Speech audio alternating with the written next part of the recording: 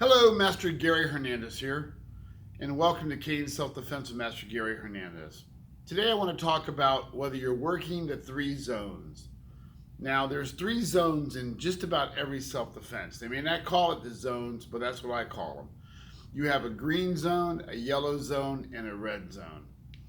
So basically, when I'm talking about are you working the three zones, that means are you working in close, midway, and far away, because your attacker can go pretty quick from one zone to another.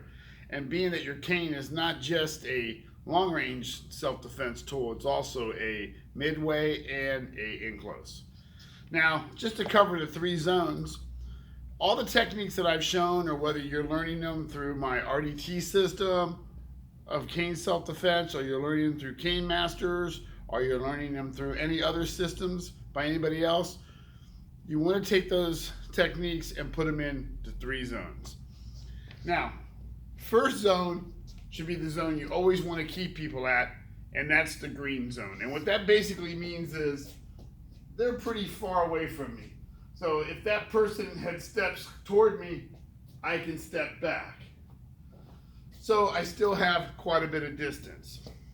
The next zone is a yellow zone, to where technically that person's really not in arm reach of me.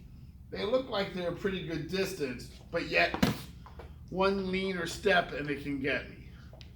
That's the yellow zone. The third zone is the red zone, and obviously the golden rule, if I can touch them, they can touch me.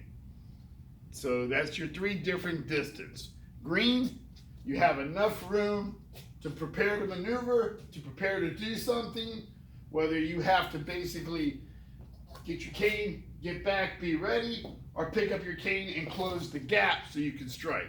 So the green zone is the zone you always want to be at. You want to work that green zone to where, someone steps in, how much distance do I still have?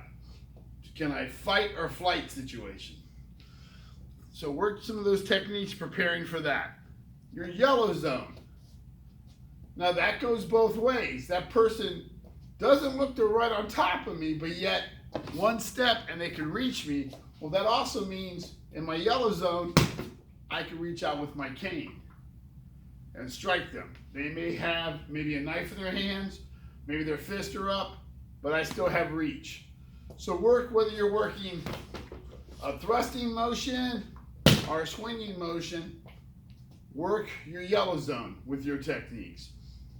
Last one is your red zone. Red zone, obviously, I can hit them, they can hit me situation.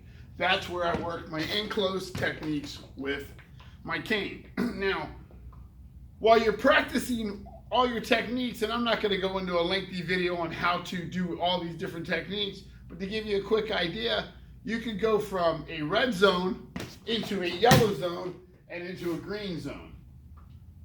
One more time. I'm in close, this just got bad. I strike in with any technique there is, whatever technique I want to use, because I'm in that red zone. That individual is going to start to back up. I can back up. Now I'm in my yellow zone. I can come through with another technique if necessary.